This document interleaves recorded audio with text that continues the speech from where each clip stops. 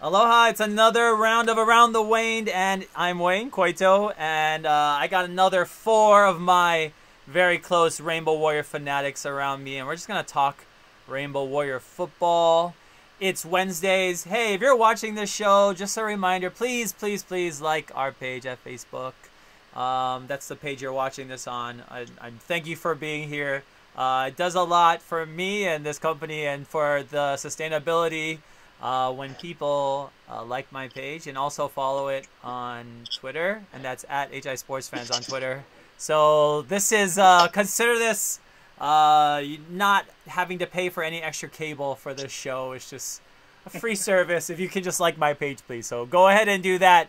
We're also going to send our condolences also to the family of Willie K. I know this is a hard day for a lot of us, especially people that grew up in the islands, and all the soundtrack of our lives were, really through the words of Willie K, and him leaving us with more than just that. This is not even a topic, but I'll let you guys talk about what maybe your moment, your Willie K moment, Timmy. What's something you remember? I don't remember when we first moved there. Just trying to get acquainted, and my mom was always super into music. She always was playing music, and one of the first CDs she bought when we were there was a Willie K CD, and she played it when she was just doing. I'd help her doing house chores. Me being 7, 8 years old, trying to rebel and not want to do any chores, but she'd always have it blasting in the kitchen, cooking dinner or doing dishes, or me doing chores in the garage, and that's when I really started learning and listening to his music. Was about, I'd say 1995, 1996. 20 plus years later, it's still something that I listen to on a regular basis. Same with like Iz. I know today it's officially midnight. Yes. It's Iz's birthday. Yes, so yes. Want to give a shout out to the great Iz. Absolutely. Too. We lost two legends. 61. Yeah. Wow, 61. Oh, Shane, what about you? Any Willie K moments you want to share?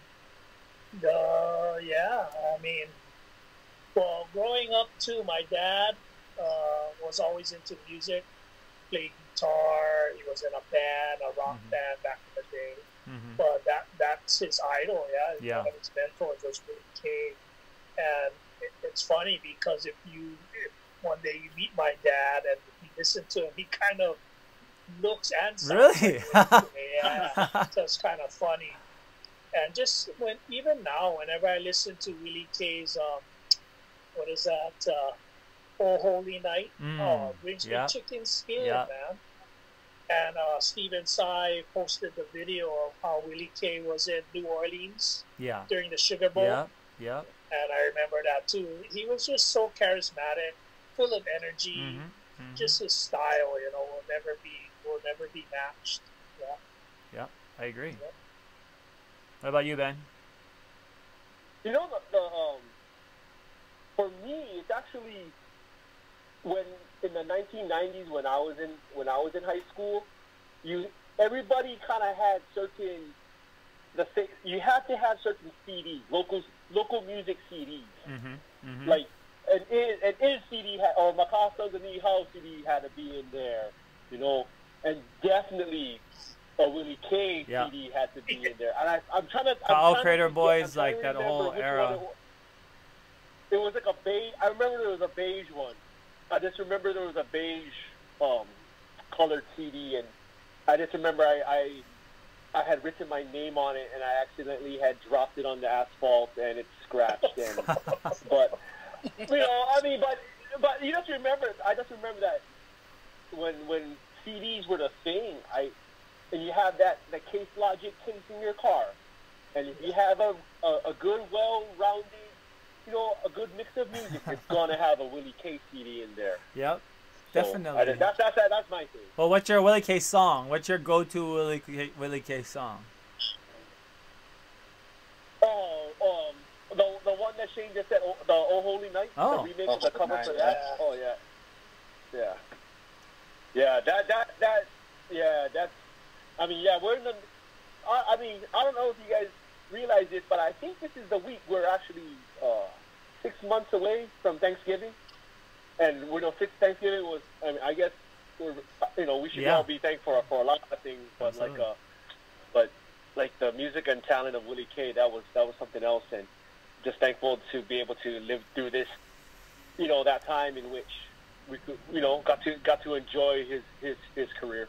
Yeah, I agree, and I think Yeah. he's a living. I mean, he was a living legend already before his passing, but now he's just an immortal legend in a different way, and his music will now be immortalized. And like you said, his charisma, really. I remember like him being on like my flight from Maui to Honolulu, like long time ago, and just seeing him in person, like definitely like local celeb kind, like seeing somebody kind, like because of his presence.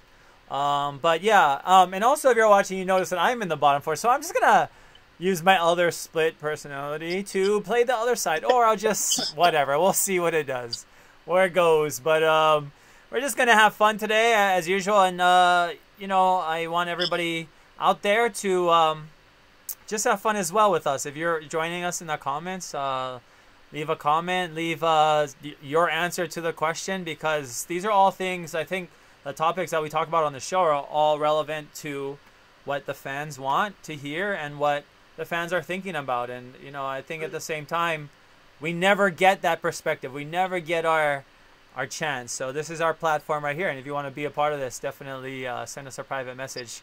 You can be like Dara Young, our friend, who said that she doesn't get to wear her talking head cap. So if you want to put your talking head cap on, definitely send us a shout out like this guy Timmy.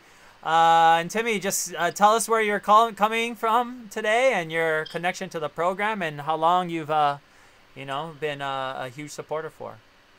I'm currently in Seattle. It's a little chilly here still. I moved to Hawaii in 1995. Caught a couple games on TV with my stepdad, who was a huge football fan in general. I was just getting to the age understanding the concept, the rules, how it was played and stuff. And he got 2 free tickets from work. He was in the Navy, so he took me to a game. I remember being so young. I've been to games here in Seattle, like UW games back in the day, and just the diversity of the people at the tailgate, and like the different food, and just like how friendly and the culture of it and everything like that, and being in the stadium. And I know in '95 they weren't that good. I believe the record was 4-8 that year, so they weren't too hot. But like I just caught on like that super quick. I was just like, and then I'd be like, oh, we got to watch the games. Every Saturday I'd be like, oh, we got to sit down and watch the games. And then even when we moved back to Seattle, like any way I could, if I had to stream it somehow, or if I had to stay up late when I wasn't supposed to. So ever since then, I just got hooked. Like my buddies, it's hard to be here and like try to talk college football with everybody, because they're all UW fans, Cougar fans, especially Cougar fans now. Yeah. Like, oh, we took Rolovich. We took Rolovich. Oh, I know. Sorry you have to go through that. But yeah, it's 1995. So what is that, like 20 some odd years now? Yeah, 25 years ago. Wow. Yeah. Awesome. And then we got our man Shane. How's it going tonight, Shane? Good, man. Just chilling. Always a pleasure being with you and my fellow Warrior fanatics. Yeah. We gotta have you, of course, Shane. But this guy, I don't know. He's a man of mystery, but we're going to go by Gentle Ben today, because that was a name bestowed upon him by, I think, was it you, Shane, that gave him the Gentle Ben name at that one tailgate? It was me. It was you. It was you, Shane. I definitely remember you calling him Gentle Ben. Gentle Ben. Well, Gentle Ben is joining us from, where are you at tonight, Ben? 96744. Oh, I thought you were going to do 96-744 Ahui Manu Street or something. I was like, oh, we coming over to your house or something. You got to represent the east side, the windward side. I try to. You try to. Do you want to tell people who you are on Twitter? I'm just putting it out there. Or we're going to let them figure it out. We're going to let them figure it out. Do you want to give out your... I mean, my name is right there in the bottom left-hand corner. Oh, okay. I cut it out, but it's fake 808 Sports. There you go. And, Yeah. I'm very sarcastic. I'm very sarcastic. and fun. He's the man. You definitely, you know, this is our chance, but that's why we like about this. We can see you in the flesh and gentle. Man. How gentle you are. I mean, most of my friends do, and I'm blessed to have you guys as friends. Oh, thank you. You know, Likewise. I mean, come on, let's just be real here, man. So, yeah. I can't say anything. You can keep going if you want, but we should probably get to I'm done. the first topic, and let's do it. You know, the first one I want to talk about: what should the coaches do? You know, I had John Ursula on my NFL live stream when it was Sean Iman. Shout out to Sean. And John talked about being a local boy and going to UH was a great idea. Like, he doesn't regret that at all. He wanted the local boys to know they can make it to NFL like him. And then we had Derek Branch, right? On Sunday, I talked to Derek Branch, and he talked about we lose key local battles. That's the difference from now to back then. We're losing key local recruiting battles, and there are people back then that were going to the program that he said probably wouldn't even think about going to UH, that level that they were. And that's just real talk from Derek Branch, who, you know, one of our legends. So, you know, starting with you, Timmy, what can our coaches do, specifically our coaches, to keep more local boys home? I think when it comes to recruiting the local boys, and you've seen, especially like lately, how many, I forgot just in this draft alone, how many players got drafted from the state alone, not necessarily from the university, but I think per capita, I think we're number one. These kids are competitors, regardless of what they're playing. They want to compete at the highest level because ideally they want to make it to the NFL. So they want to play top tier talent, just, you know, be seen and shown that they could, you know, hang with the big boys, if you want to call it that. Yeah. And another big thing is they want to play in front of, you know, a large group of fans, like the glory days. They want, you know, 55,000 seat capacity. They want the seats full because that's what makes the game fun for them too. Just like it does you and I or anybody else that's a fan. Yeah. So somehow, like, I don't know if it's some kind of fundraiser or if they can do like giveaways to give tickets, especially to the students. Yeah. Because I know I can't make it out there as much as I've wanted to, ideally, but the games I have gone back there and watched, like, they need to get the students in the seats. I don't know if they can do some kind of fundraiser somehow through the school itself, or some kind of giveaways or something like that. But I mean, the seats should be free, I believe. That's what I'm thinking. Via the student activity fee that they pay. So yeah, but I totally agree. I mean, I think they need to be out there, but because I think that's a big reason why they do leave, is because they want to play against the top tier talent. They want to be in those packed stadiums. They want to get the publicity of being on the big television sets and stuff like that, where they know everyone's glued to the TV. Like, they want to have the chance to be on, you know, college game day and stuff like that. That's why you see the guys leaving to go to the Power 5 schools and stuff like that. That's why I wouldn't mind seeing us, you know, scheduling tougher opponents, you know, non-conference opponents and stuff like that. I think that would be a big ideal thing, because they're like, okay, wow, we're scheduling more of the, you know, more Notre Dames, or I saw a thing a couple days ago that I think they're bringing Texas A&M in 2022 or 2023, I think it is. Yeah, we need those kind of games, not only financially for the university itself, but, you know, to bring people in, because they're going to be like, oh, Texas A&M, that's a top tier, you know, program itself. And that will bring more local boys in if they're playing those big schools, those big Power 5 schools and stuff like that. I totally agree. Shane, what do you got to say, Shane? No, I mean, a lot of agree with Timmy, but the thing about coming to UH, again, like Timmy said, a lot of these kids, they want to play in front of packed stadiums. I mean, with the crowd, adrenaline going through their veins and stuff.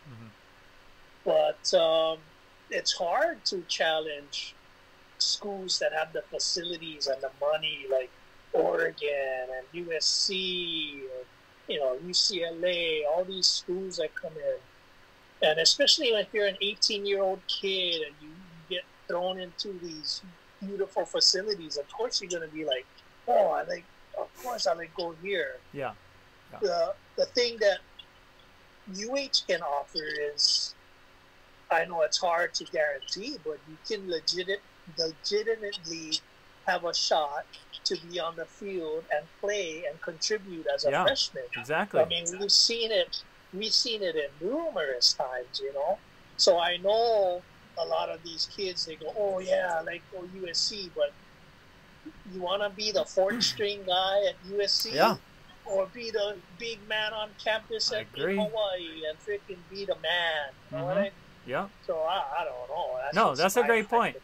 That's a great point, and I think that's an underrated point too, because you know those numbers that you can put up too, John Ursula-like numbers, happen when you can play in the Mountain West, and John can do it at any level. That's not even a hit on John at all, because John could put those numbers up at Alabama. I know that for John Ursula, but the fact that he was able to do that at UH and you know, basically come in off of his mission. And I went on a mission. It's not easy coming back. I played my season literally 5 weeks after I came back from my mission, and I was 30 pounds heavier. So that's what happens to missionaries.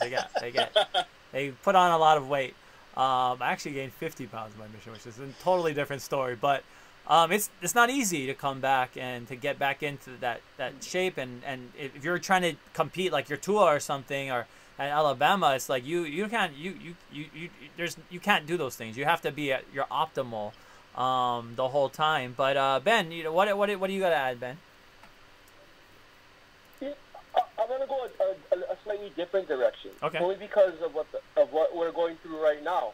Yes. And I think one of the main advantages of a student athlete that's from Hawaii staying in Hawaii is, frankly, we are in the safest state right now, or one of the safest states, and one of the safest places. Yeah. So I think if we're gonna just short term, just think about what the coaches can do right now. Mm-hmm. Take advantage of the fact that you got these kids that are probably stuck at home and they can't go anyplace. I mean, tell them sell the fact that we live in and let's face it, everyone's financial situations are different, but it's pretty bad. Yeah, it is. And I would sell the fact you're going to go away, and your parents may not, how many times are they going to be able to see you play? Yeah. You can stay at home. I mean, I'm just trying to think about. No, that is I don't want to take advantage of the situation, but if we're gonna think of out of the box, I don't want to say thinking out of the box. It is. And it's not like you're profiteering off of this tragedy of the pandemic, but you are, and I don't know what the recruiting period is. Anyways, there could be a no contact period, dead period, but the action show, I think, as well, the coaches could, and keep going, Ben. But I'll keep going, but I'll let you finish. Sorry. No, just basically sell the fact that not only is it a good educational experience, but I mean you're going to come to a place that you're already that's already home. Yeah. And it's a safe place. Yeah. And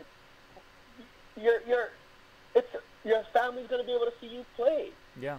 Yeah. So, I mean, that's probably going to have to, that's probably work like in the short term. Yeah. A few years from now, maybe not.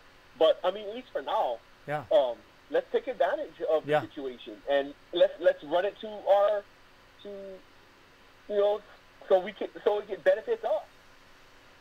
And you're right. And I think, like you said, we are a very safe place. And travel will also look different for a long time, too. I mean, that's just the game. And that affects me. I travel every weekend. Basically, I'm on a plane. And I've been grounded like a bird who lost his wings, sadly, in a very tragic accident. I don't know what the story is behind the bird, but it feels that way. Like I've been stripped of like my armor or something because... and that the world is going to change. It's not going to be the same being able to be in crowded spaces, obviously. But,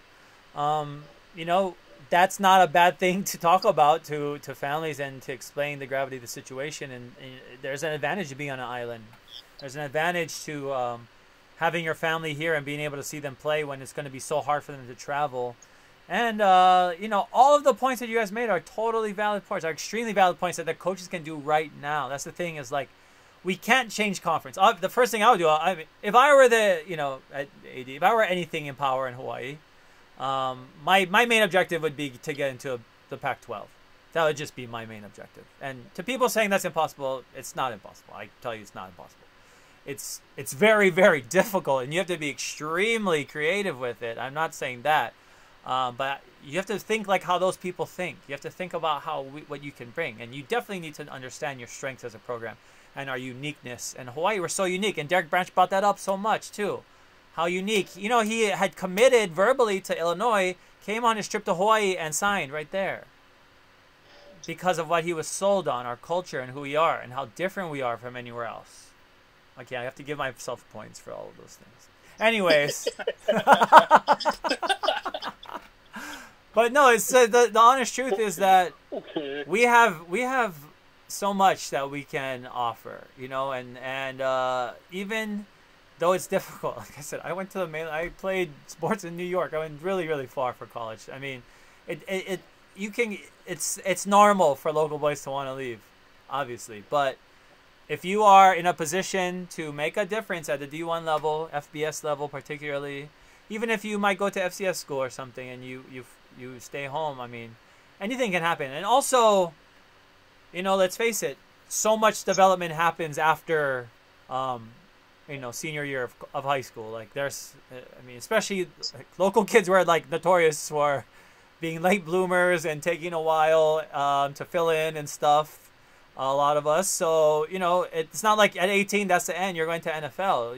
And that's why June and a lot of our coaches have been so successful with their walk-on program and developing athletes. So the more that we can keep at home, I think the more we'll see. Wasn't Matan Uvasa even a walk-on at first? I believe. I mean, I don't know if I want to say about Ma, but Ma's one of the greatest that we had at that position go to NFL, and I mean Colt Brennan obviously. Talked about being one of the greatest walk-ons of all time, even though that's a little stretch because we know that he definitely had a scholarship before. But I mean, we had such great athletes that came through this program that when you think about it, and even Derek Branch, just in that era that he played, just in his special teams unit, having Jason Elam and Matt Harding and him in one special teams unit, like that was like wow, crazy amount of talent. But that's so popular, and it's not like it's not possible to go back to that time when we're knocking on the door of the top tier. But that's enough for that one. Let's move on to the next question. And it kind of goes back to what we were just talking about. So, Shane, if I was to say, what's one thing you could change right now about what's one thing you could change right now to make UH more, in quotes, big time? So what would be more big time? So whatever big time means to you, and what would you think? Something you could change, something that's practically we could do right now. Obviously, I just talked about getting to the Pac-12. That's not the most practical. Well, big time for me would mean big crowds. And to start bringing in the crowds again, I believe the stadium has to change their rules and policies because a lot of fans or a lot of my friends don't like to come anymore because of the stupid rules that they have during tailgate, stupid rules that they have when you're in the stadium. It's just like so inconsistent. One week they'll let you do something, the next week they don't let you do something, the next week they let you do something. It's like, make up your mind already, So that's in order to get this program big time, we need to figure out a way to get the fans back in that stadium. I agree. Yeah. Yep. Ben, what about you? Wayne, I agree with you. If we can find some way to get into the Pac-12, I mean, Washington State's in the Pac-12. I said that before somebody went. Let's be honest.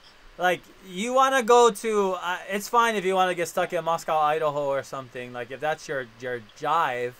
But I would rather go to school, in Manoa than I can walk down Kapahulu Ave and go to Waikiki Beach and be there. I mean, it seems like, and this is, it's very beautiful in Eastern Washington. That whole area is nice. Coeur d'Alene, that whole area is beautiful.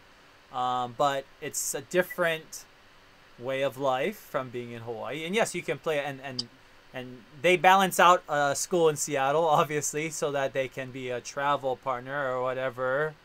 Those terms I hate. I think they're kind of antiquated terms already, like travel partner or whatever. But it's like, if we're gonna rebalance, we can reshift our focus as a university. I think we could put ourselves on that level. But Ben, I'll let you keep going, Ben. Sorry. I should get all those points right. No, you do. I don't. It's not even qualified because I totally took up all your time. So. No, I mean, if money wasn't an issue, I wish they could expedite the building of the new stadium. Yeah. Unfortunately, that's probably just as big of a pipe dream as getting into the Pac-12 right now. Mm. But I would hope the stadium is much easier. I would hope so. I mean, I'm not holding my breath. But if you were to ask what could take us to that next level, yeah, getting to the Pac-12, filling up a new stadium, and just God, I just it's hard because I really don't think that the resources and money are there to at least get the stadium built, at least on time. Yeah.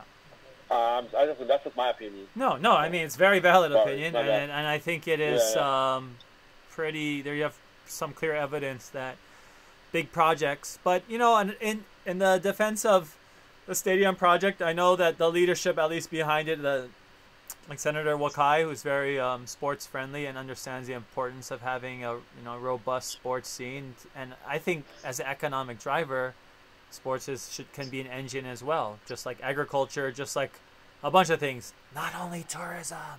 So, like those are things to think about. The tourism part obviously can squeeze into this new stadium, but it's like that's one component about sustainability of our island culture, which can be encapsulated within this program as well. And that's the bigger issue, a transcendent issue, which I try to explain to people when I talk about, like a lot of us, how passionate we're about the team. The passion is innate, it's inherent in us because of who we are and being from Oahu. And if that island way of life, if our local culture is changed or altered in any way, or whatever is westernized, sanitized, changed to be just like everywhere else, then we lose that unique part of us, and that will get sucked out of our program as well. But enough of that diatribe. Timmy, we'll go to you now. Same thing you guys kind of said. Like, we got to pack the seats. That's a big thing and especially if we could ever get to the Pac-12, that's huge because we're just playing bigger, stronger, tougher competitions. Yeah. And if kids that are getting recruited to UH see that and we're competing with those big boys or whatever you want to call it, that's what's going to entice them to more to even come here. Yeah. Just playing that bigger competition, seeing those wall-to-wall seats filled in the stadium every Saturday, and things like that. Another thing is, ideally, I know with the new stadium and stuff, but like to big time is if we could just get, I wouldn't say Oregon stature of like facilities, but if we can get more modern facilities, and stuff for sure, because it's the things like that brings these 18-year-old kids in, seeing the facilities, Oh my God, Boise's facilities. I was like, God. Or seeing some of these teams have a different jersey combination for every day of the week. Oregon, for example, kids like that, like being flashy. These 18-year-old kids, if they could have a different jersey every day of the week, they're in for it. But I think the big thing is if we can get to the Pac-12 or even start scheduling more tougher out of conference scheduling, that's going to entice those young kids to see us competing against those guys because they know that's going to be nationally televised. Yeah. They're going to see themselves on the TV, their families. That's going to entice NFL, like seeing like, okay, they're lining up against a Notre Dame or an Oregon like we're supposed to in September, and stuff like that. So that was something I would really like to see. It's just tougher competition, be able to match ourselves in the recruiting process when it comes to these Power 5 schools, like compete against them when it comes to facilities and such like that. Like the little things in the background that really matter when it comes to recruiting. especially our local boys that are leaving. You get for these bigger, fancier facilities and all the jerseys and the bigger crowds and such. I totally agree, and you're right, and I think that's something that could be implemented sooner than a whole brand new stadium, right? Is being able to have a indoor practice facility or something that resembles the stature of like a training athletic trainer facility. I mean, that's what Oregon is like crazy seeing like these underwater treadmills and everything. You're just like, whoa. Oh yeah. It's like next level kind. But look, I mean, we all are passionate about our team because, and not just because, but, and we are definitely way more lax as us at our level of fandom where we're like, okay, if we're Mountain West, like I'd be stoked to be Mountain West champs. I cry thinking about being Mountain West champions.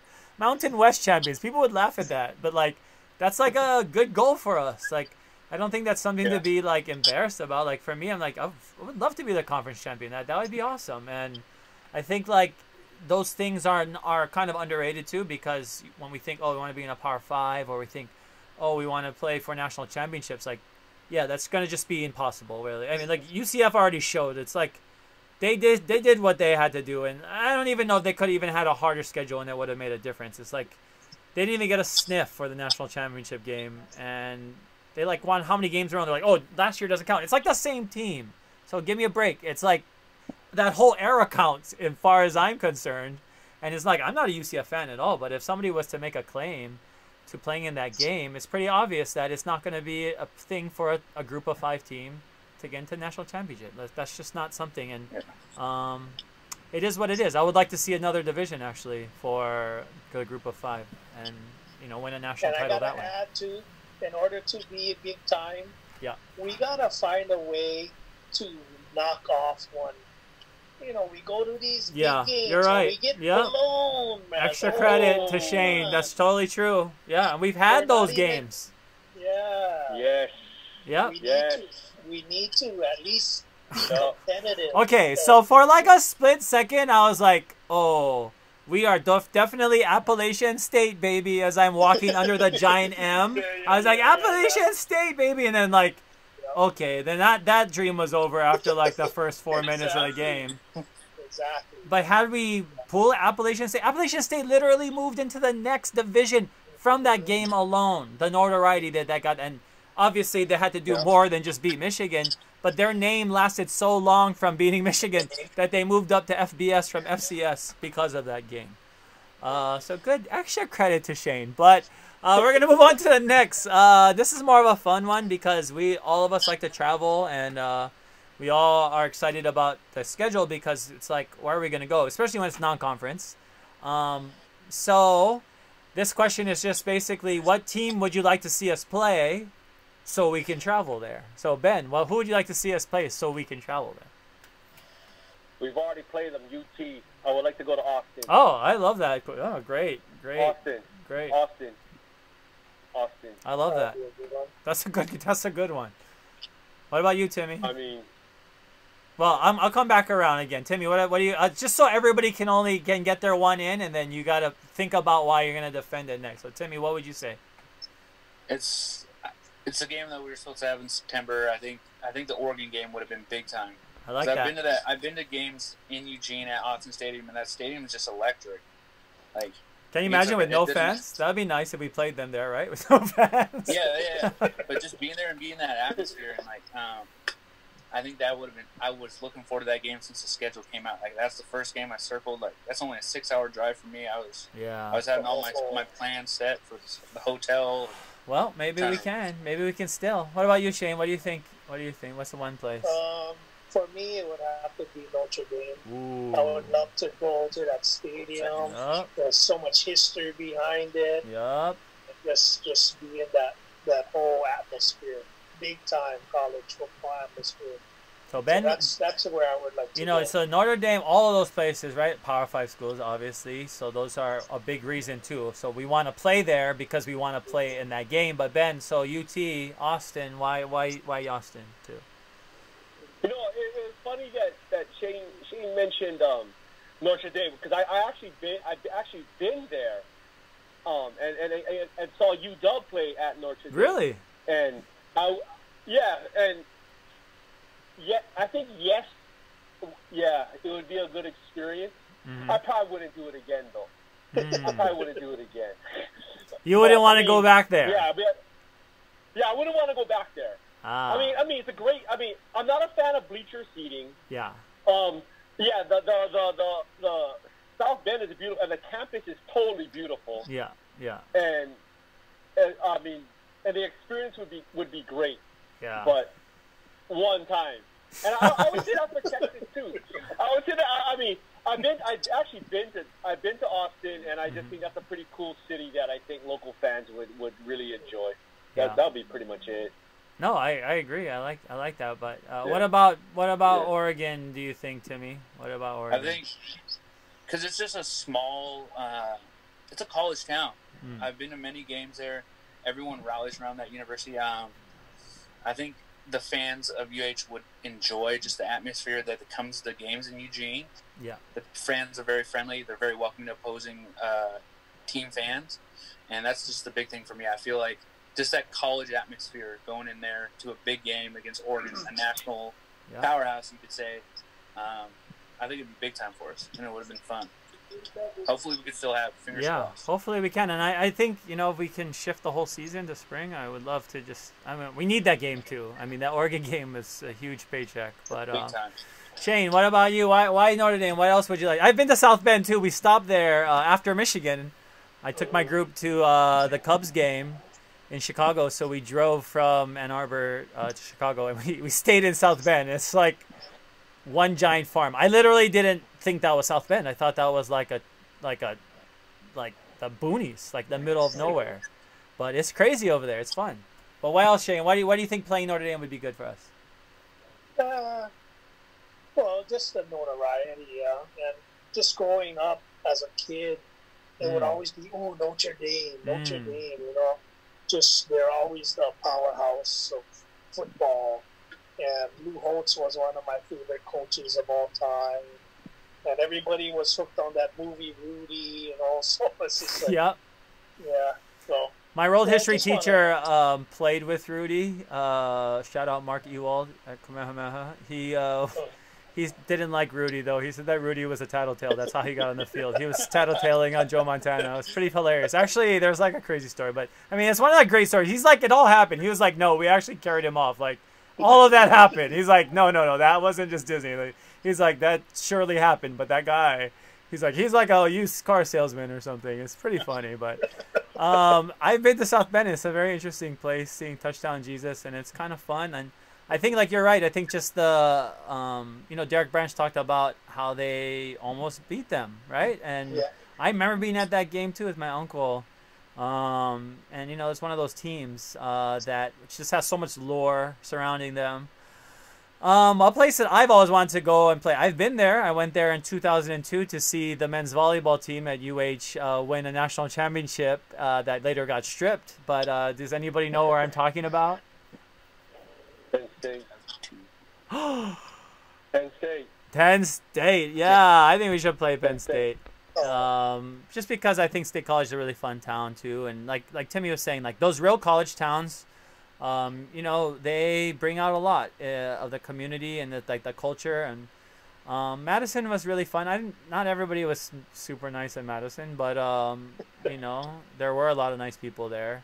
I don't know. It's like funny because people talk about Madison so much, and I'm not saying like it's cool, but like it's definitely like gets talked up like a lot. Like, okay, calm down. I've been there. But it's nothing like people in Hawaii get. Like they don't see that part. But I think our pregame culture is really unique too. I think what we do in our parking lot, our tailgates, Shane's tailgate. I think anybody will want to go his tailgate and grind his food and see him hang out and with his friends. I mean, like that's fun. That to me, like I look forward to that. Like I look forward to seeing my friends in a tailgate and having fun. Like that's more than the game itself. Is that part of our culture? But I think of you, Shane. I think of every single time I drive past that stadium, and I pass by it every day, and I just see because the rental cars are all in the parking lot now, and I look, oh man, Shane's gonna be pissed. I'll be pissed. He's like, not gonna have space. Yeah, I mean, it's kind of a sad sight, but it's a constant reminder. Hey, and Shane always has his spot, so you kind of know where he's always at. And to see it not there right now, it's kind of weird. So yeah, sorry, I wanna. No, I agree. That's Shane's spot. I know exactly where it is. I know exactly where he going to throw the flag every time I'm there. So I always look forward. I wait till the opposing team comes so he can throw the yellow flag at them. Just sit there and wait. But let's stay on the topic of the stadium because starting with we'll start with you, Timmy. What if you were to be the lead architect on this new stadium? And I'm talking like you can have whatever budget, not crazy budget, but like normal stadium budget, maybe more than we're getting for this stadium. But what would your perfect version of the new stadium be? I would just want something. It wouldn't need to be super flashy or anything like that. I just want something that's going to attract the fans back. So we could have those full sellouts every weekend, regardless of who we're playing. If we're playing an FCF school or if we have big-time school coming in. That's all I want is just something. What would it look like to you, though? What would it look like, though? It's not flashy, but like, what would the capacity be? What would the amenities be? I'd probably keep the capacity around the same, 50,000, 60,000. Okay. I'd want to have definitely a good sound system in there, get the place rocking, get the people into it, you know. A good jumbotron for sure for like a pregame like player introduction, maybe something like that. And then I know a lot of these schools, big time schools, they do like certain songs and stuff like that, like Wisconsin would jump and stuff like that. Like get something tied in that, like maybe a halftime or after the third quarter. Like I know Oregon does something too after the third quarter. They play Shout from what was the movie? Animal House, because it was filmed on campus. Oh yeah, that's right. Something like that. Like maybe add a new tradition going into the new stadium. Not saying get totally away. I'm surprised Shane didn't say that yet. Shane's been talking about we need a new tradition for a long time. That's been Shane's thing. I wouldn't want to take away the old traditions or anything like that, but add something to go along with the new stadium, like new look, new stadium. Add something to it. You're exactly right. People and keep things, keep the spark and the hype up. That's what I want to do. I mean, some teams are adding gradient to their uniform because of opening up a new stadium. Ugh. But I guess the fans have to learn from it. New stadium, new royal blue uniforms, I guess, right? No gradient uniforms. But it's like it's a part of the it's supposed to correlate with, like you said, a new era, a new thing. Yeah. It's trying to get people to remember, because of course, like. These teams last forever, into perpetuity. Like our clubs, our teams, like the history is going to keep, time will always go on, but it's like we will go through different periods, and we want to be attached to certain periods more than other periods. And the lean years have been, it's we've had to go through a lot of those periods. But Shane, for you, what would you say? What would your perfect version of the new stadium be? Perfect version. Well, I know it's going to be like multi-purpose because we're going to have to utilize the stadium for every cent. So I would want a retractable roof because if Halava rains kind of often, and if we have like this big, like Bruno Mars coming back, but it's storming. At least we have the option to I shut agree. it down, right? So it's a good fan experience. I would want that. I agree. I would want nice luxury box seats for some, so the boosters can keep giving money into the program. Yep. And we need good food. Everybody in Hawaii loves to eat. Yep. And because I sit way up in the red, I rarely walk all the way down to the bottom to get food with my wife. Yeah. But back in 2007 was probably the last time I walked down. My mind was blown because had poke, had sushi, had barbecue. I was like, wow, look at all this food. And it was packed. Yeah. But now your options are so limited and stuff. I know. And because lunch trucks are a big part of this culture in Hawaii, I would want them to make like this lunch truck lane so that every game could have 10 different lunch trucks just come in the lane, and then people can go and look, this lunch truck's here. Yeah. Just small things like that. I like that. What about you, Ben? Yeah. From a design standpoint, wide concourses. Yes. I just don't like the narrowness of how Aloha Stadium is now. Yeah. So taking the qualities of I'm just thinking from an architectural No. standpoint, Honestly, most stadiums are narrow. I mean, you go to Dallas is one of my favorite stadiums, but their concourses are super narrow in Dallas, and they definitely break the fire code every time they have a home game. Definitely. There's no way there should be that many people in the stadium. I just remember going to. I mean, Husky Stadium. That was the first time I was in the new stadium. Mm-hmm. I didn't even go into my seat. We just had to stand up, and it was just on the corner, and it was like super wide, and there was a lot of space, and I mean, not bumping into anybody. Mm-hmm. And make sure that there's a good ratio of urinals and bathrooms. There's nothing like missing a good part of a game. So for a guy, you want to get in and out. For a female, you want to get in and out too. Yeah. But you hate, sometimes you have to time it.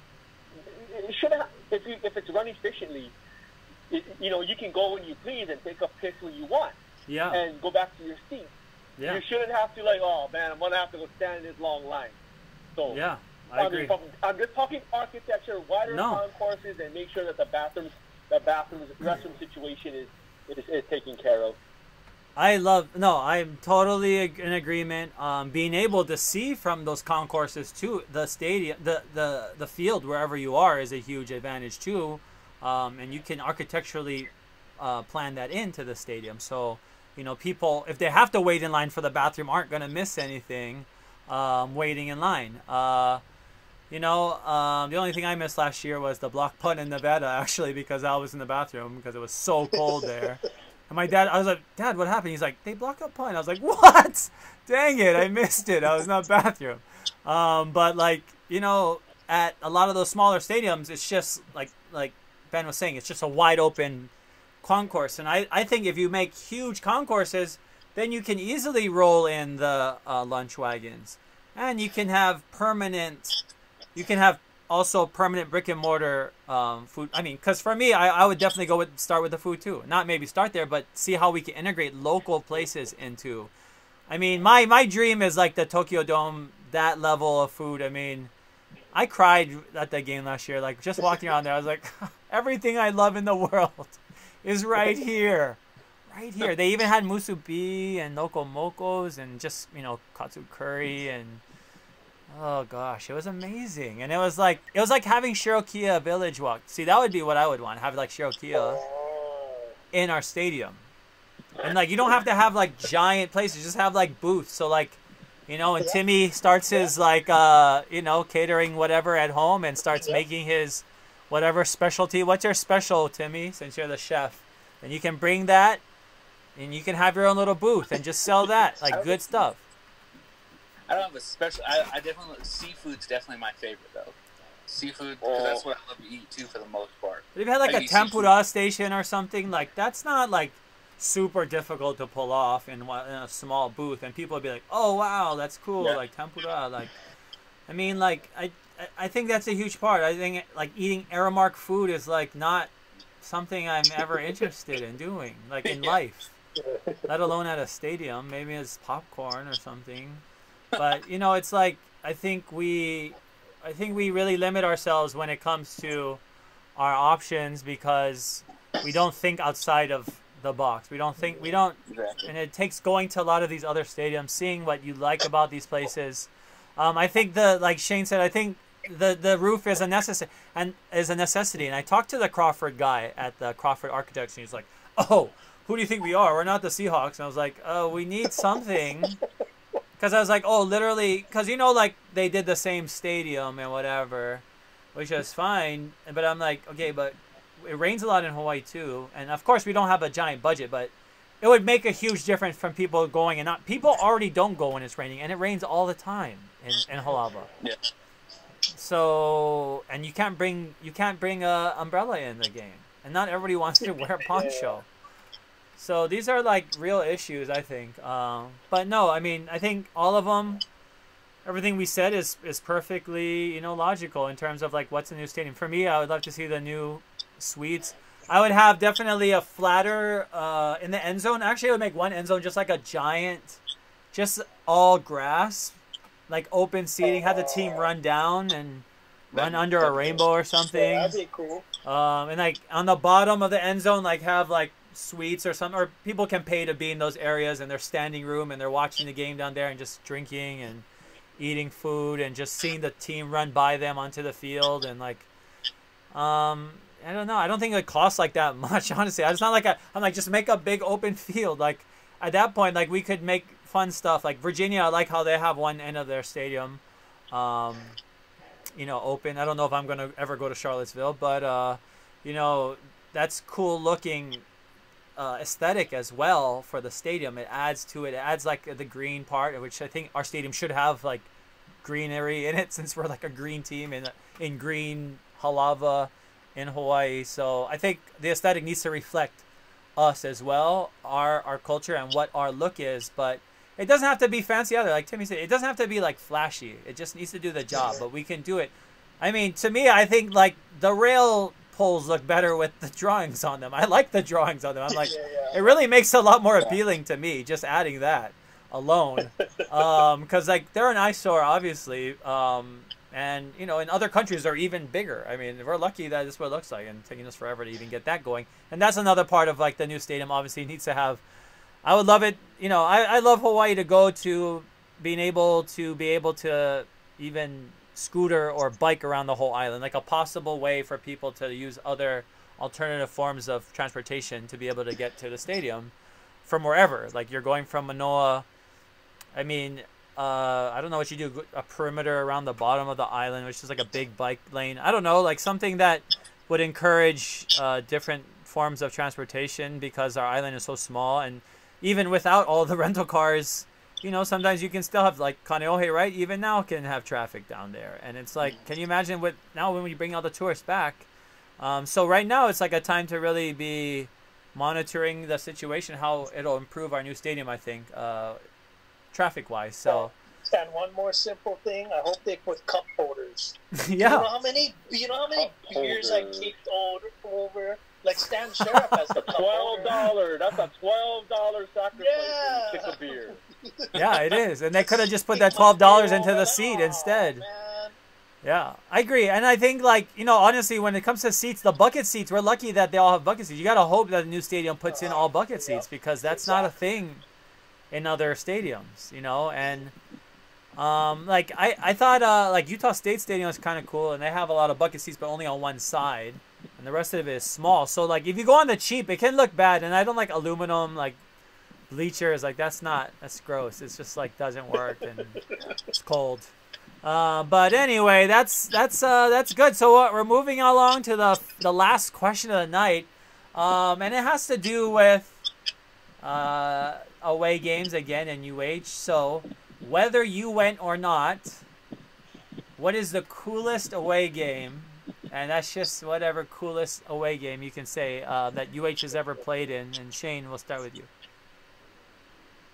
For me, the most exciting UH game I've ever seen was the game against Nevada, where Iceman had to kick not one but 2 winning field goals. Okay. Oh, that game was... I was at my friend's bar, and I was so nervous I had to go outside and watch through the glass, because I just couldn't control myself. But yeah, that is for me, that's the coolest game I've ever seen, away game. So that's the coolest game Hawaii. I mean, it was. I was at that game. The Reno people were not nice. Definitely not nice. That was not a good look on away fans that night. And sorry, Wolfpack, but that's not a good. And they're saying "F you" to us the whole night, and we were chanting BCS. It was hilarious. But you know, that was a cool game. But in terms of coolest, if you said the coolest away game, like what? If it could be the opponent, could be the score, the situation. For sure, winning. That Dan Kelly having to kick twice to win. That was a cool moment. But for Ben, what would you say is the coolest away game Hawaii has ever played in? Oh man, you got it. Well, does the Sugar Bowl count? No, Sugar Bowl counts. Yeah, I would say Sugar Bowl counts. It's a away game. Yeah. I mean, that was. I mean, New Orleans is a Yeah. Yeah. I mean, that was like a year and a half after the hurricane too. Yeah. And they fixed that place up. I stayed in a FEMA trailer one night. My friend from college. It was crazy. She's like, "Do you want to stay in my FEMA trailer?" I was like, "Sure." Anyways, keep going. I just remembered that from the thing. That just the food and a lot of those videos of Willie K singing in the middle of Bourbon Street. Yeah. Yep. That's the stuff that in front of that guy's bar, right? Was it the Hawaiian bar, right? Yes. Yeah. Yes. Johnny White. Johnny White's, yeah, Johnny White. The only one that had all the Hawaii flags. He had Hawaii flags too, Yeah. So just, I mean, and besides the score of the game, whatever. Yeah. Just the experience was just unreal, and it was cool seeing. You know, I think we wore white just to see how many fans made the trip. Yeah. And we're in the Superdome that evening, that afternoon. Yeah. So, yeah, it would have to be that. It would have to be that. I like that it. New Orleans Sugar Bowl. Timmy, what would you say? I gotta second that.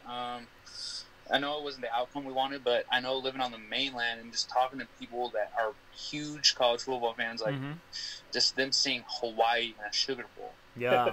Seeing them in such a BCS bowl, they're like, who are these guys? Where this team come from? Yeah. And there's guys to this day that I grew up with that are diehard college football fans of teams all across the country, and they still watch Hawaii football to this day when they can, just because they remember watching, you know, the offense of Colt Brennan and all that stuff from back then. And I think that just put Hawaii on the map. I know the outcome wasn't what we wanted, like I said, but that's what made Hawaii get more publicly known across not only not the Mountain West or the WAC back then, but all of college football. All college football fans are like, okay, check this team out from this small island that you don't hear about because their games are played so late at night. You can't watch these, and you're having all these people all these fans from the SEC watching these guys. Yeah, I think that just really put us on the map. Even, you know, it's been 13 years later, and there's people still talking about that game and talking about Hawaii and how fun that team was to watch. There's also a video of me on the internet in New Orleans the day after getting my fortune read by one of the fortune tellers who told me that UH wouldn't be good for 10 years. So if you can go find it, it was shot in a very poor, kind of like the Willie K videos. You're like, God, back then, like we were using the different kind, you know, couple megapixel kind cameras. So she said we weren't gonna be good for 10 years. It was a dude, yeah. He was like, yeah, it's gonna be 10 years. So I was like, oh. Wow, that's true. And it was, yeah, it was like true, real. basically, yeah. So, I mean, it was cool, and I agree. It's one of the coolest games.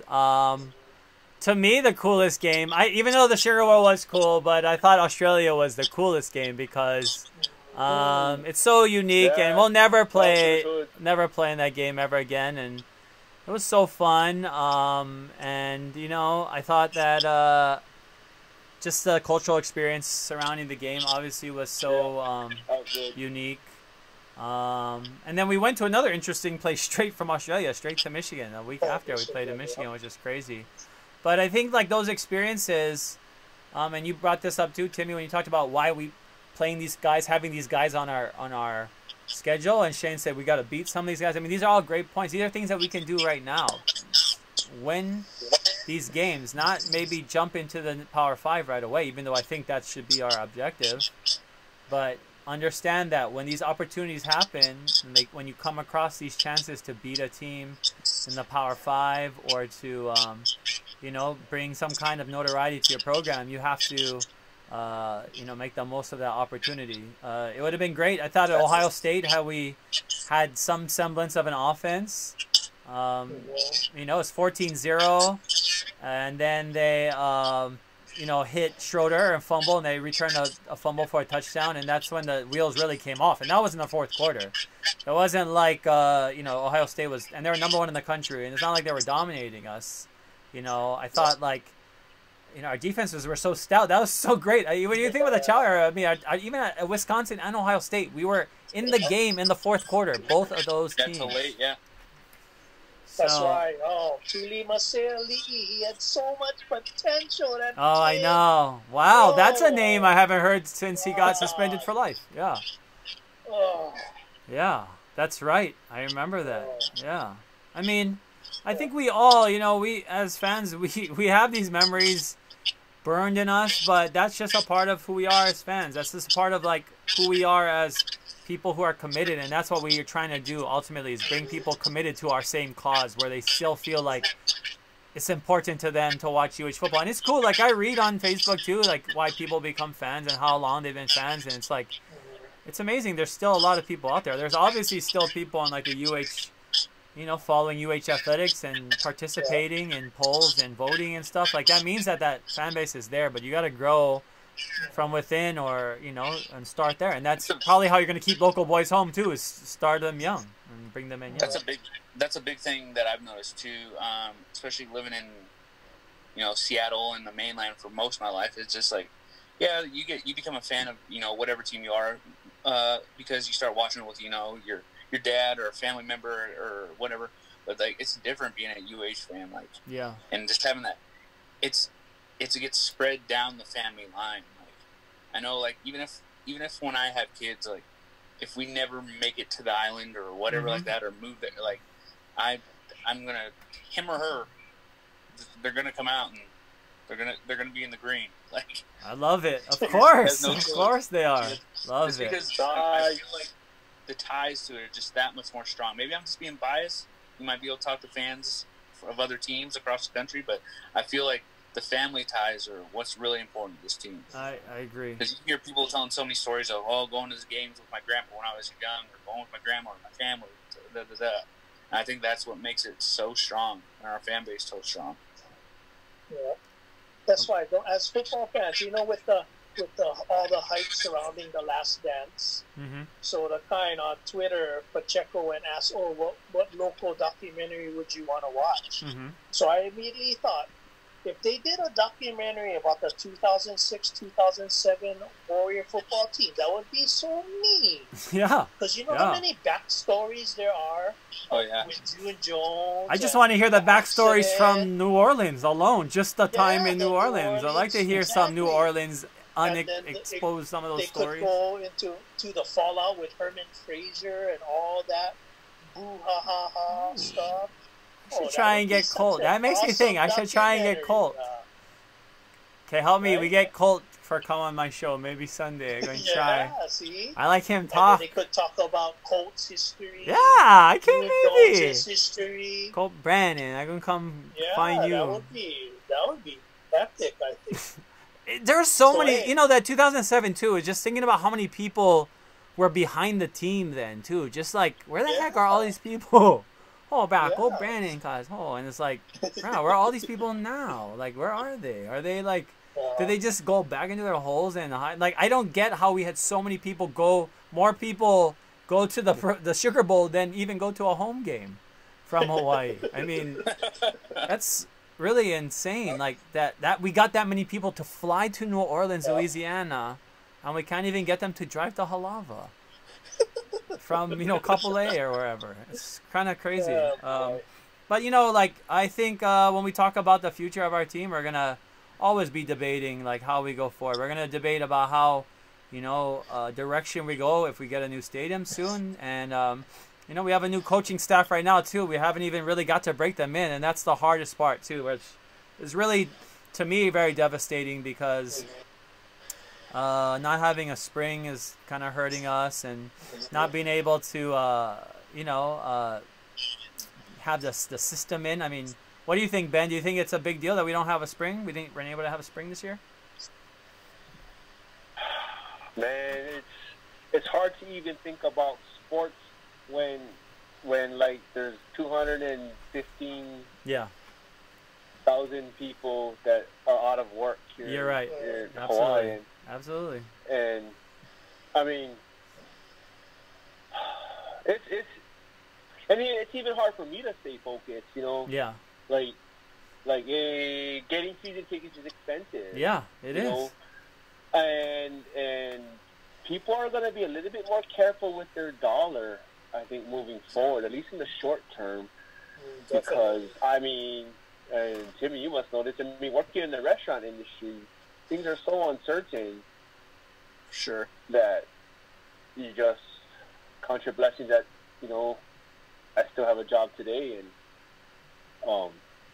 but yeah, I think it will affect what's going on. It will affect everything from a new stadium to support, because I mean, people are going to spend their money a little bit more carefully. I think. I don't know.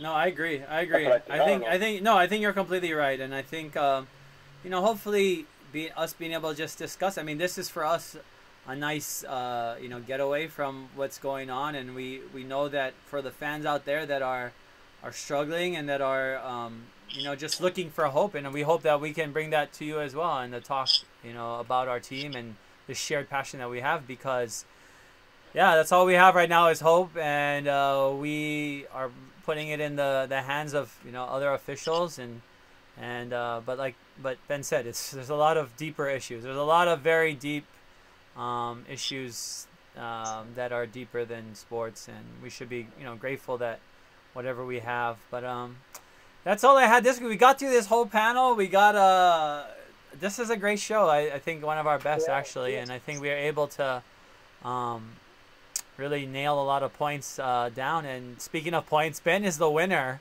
right now. So Ben, what is your shout out, Ben? What's your shout out? Nah, wait, I shout out you because for inviting me on your show, and I know it's hard with the schedule and all, so mahalo, brother. No, thank you. You're welcome, and I appreciate everybody. I appreciate all of your support. Like I said, follow the page. Let's continue to build relationships offline, and hopefully continue the traditions of building this fan base, one new fan at a time. But for Ben, for Timmy, and for Shane, I'm Wayne, and we'll see you guys next week. Aloha.